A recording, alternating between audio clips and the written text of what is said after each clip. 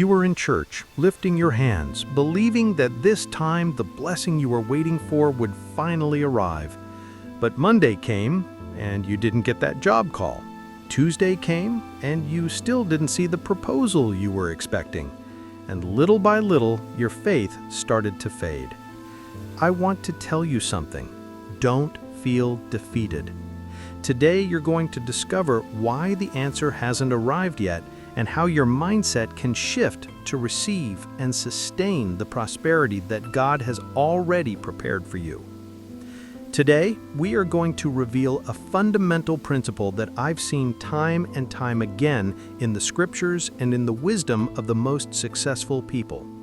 The First Commandment of Prosperity. This is a commandment that few people know, and it's the reason why many who experience a blessing or a stroke of luck end up losing everything. It is the key not only to attaining wealth, but also to keeping it for the rest of your life and building a lasting legacy. You are here for a reason, and it's no coincidence. This isn't just another video in your feed, it's a divine appointment.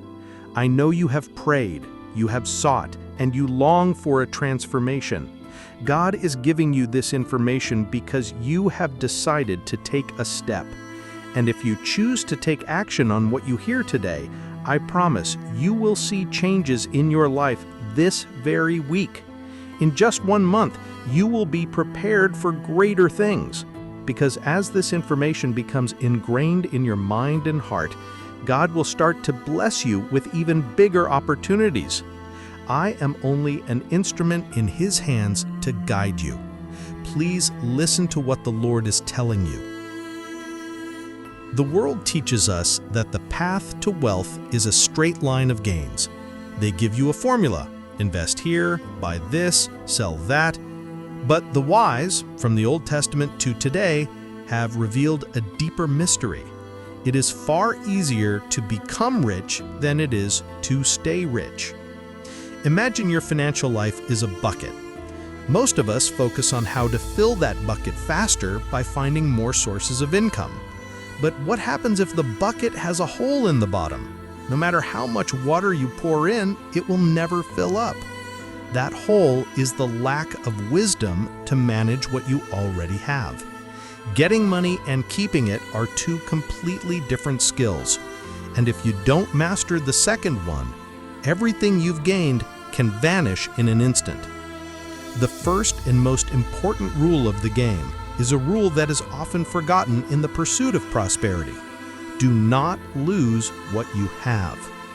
The wisdom of the Jewish sages teaches us that wealth is protected by humility. The wise person in Israel doesn't focus on big gains, but on the discipline of protecting every single penny. The mindset of a prepared heart is that of a good steward. As the word says in Proverbs 21:20, "Precious treasure and oil are in the dwelling of the wise, but a foolish person consumes what he has." A foolish person in the biblical context is not someone who is unintelligent or ignorant, but someone who lacks the wisdom to manage what God has given them. Someone who doesn't understand the value of what they already possess. Neuroscience confirms this. When we experience a gain, whether it's a promotion, a bonus, or a good return on an investment, the brain releases dopamine, the reward chemical. This makes us feel invincible. We become arrogant. We start to think that good luck is our own skill. It's arrogance that makes us take unnecessary risks, that makes us buy things we don't need to impress people we don't know. It's precisely in that moment, when arrogance and euphoria take over, that the hole in the bucket gets bigger.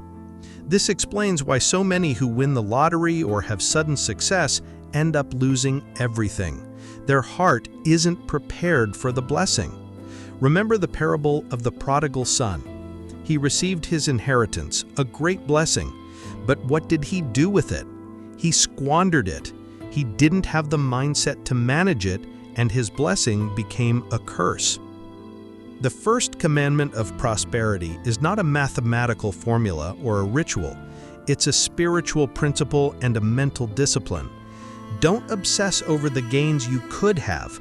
Instead, focus on how to protect and secure what you already have.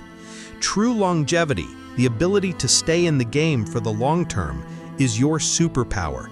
It is the armor God gives you so you can make decisions of faith and not of fear. Having an emergency fund is not a punishment. It is a demonstration of your faith in God's provision and also your wisdom to manage it. It's the cushion that allows you to sleep peacefully, knowing that if a crisis or an opportunity arises, you can face it without panicking. As Psalm 37:23 says, "The steps of a man are established by the Lord, and he delights in his way." Your job is not to find the perfect opportunity. It is to prepare for it with spiritual paranoia. God's prosperity comes in time to those who stay in the game, to those who honor the First Commandment: protect what you already have.